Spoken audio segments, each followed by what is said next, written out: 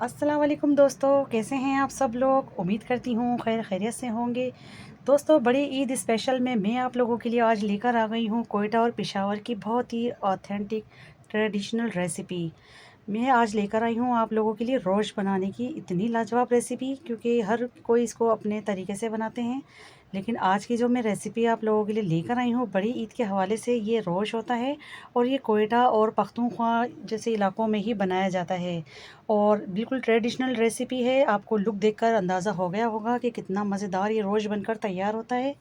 तो इसके लिए रेसिपी आप मेरी कंप्लीट देखिएगा। रेसिपी पसंद आए तो एक लाइक भी दीजिएगा और चैनल पर अगर न्यू है तो चैनल को भी ज़रूर सब्सक्राइब कीजिएगा। बिस्मिल्लाहिर्रहमानिर्रहीम।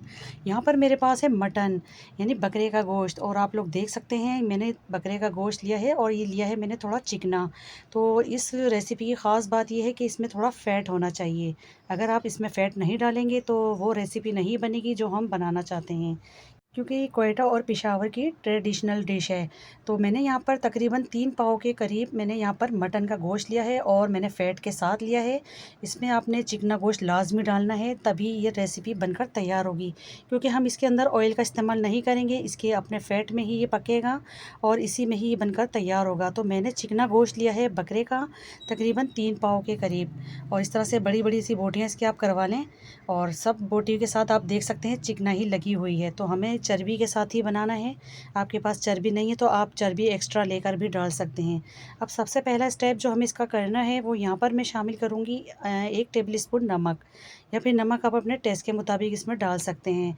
तो नमक डालकर हम इसको अच्छे से मसल मसल के इस गोश्त के ऊपर लगाएंगे हम, और बहुत अच्छे से हमें नमक लगाना है। अभी सिर्फ हमें यहाँ पर नमक का इस्तेमाल करना है और इतनी अच्छी तरीके से हमें इसको लगाना है। फिर इसको हम रख देंगे ढककर तकरीबन 1.5 से 2 घंटे के लिए, ताकि जितना भी ये पानी है ना नमक के साथ मिलकर अपना रिलीज़ कर देगा गोश्त। तो मैंने यहाँ पर नमक लगा के इसको रख दिया है और मैंने ढक के रख दिया है तकरीबन 1.5 से 2 घंटे के लिए।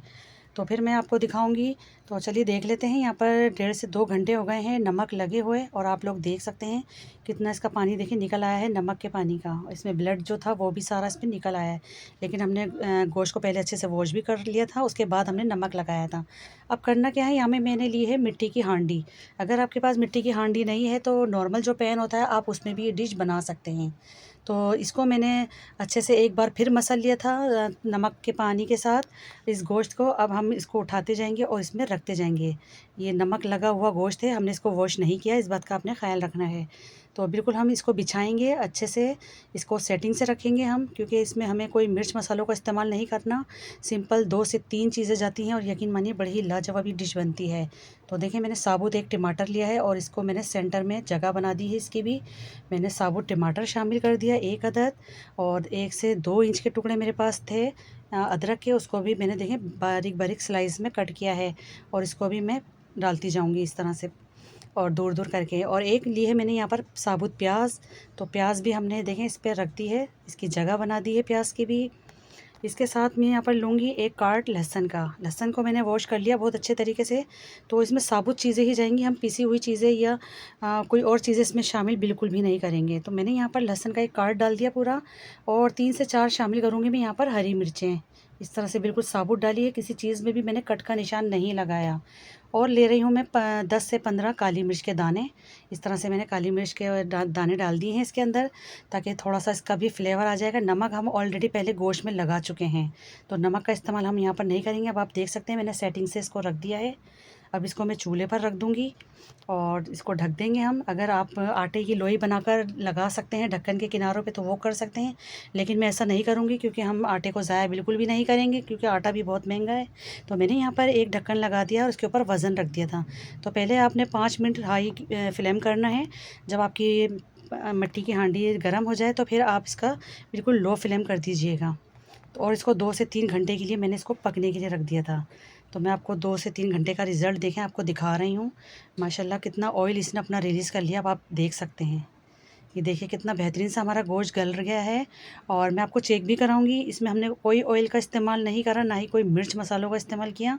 सिंपल 2 से 3 चीज़ों से ही हमने ये रोश बनाकर तैयार किया है।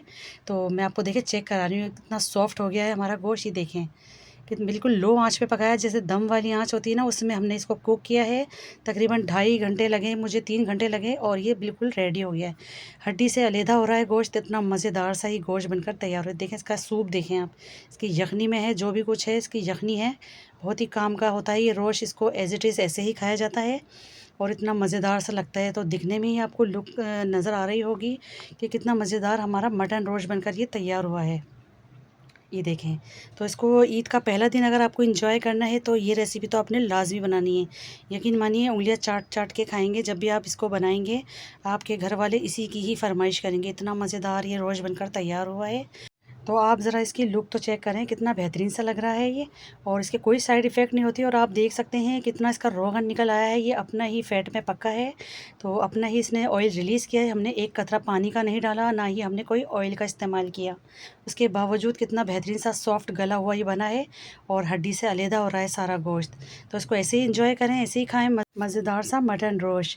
तो आई होप कि आपको आज की मेरी ये रेसिपी ज़रूर पसंद आई होगी। रेसिपी अच्छी लगी है तो लाइक कर दीजिए, शेयर भी कर दीजिए। चैनल पर नए हैं तो चैनल को भी ज़रूर सब्सक्राइब करिए। मिलती हूँ इंशाल्लाह ताला एक और नेक्स्ट रेसिपी में। जब तक के लिए अल्लाह निगहबान।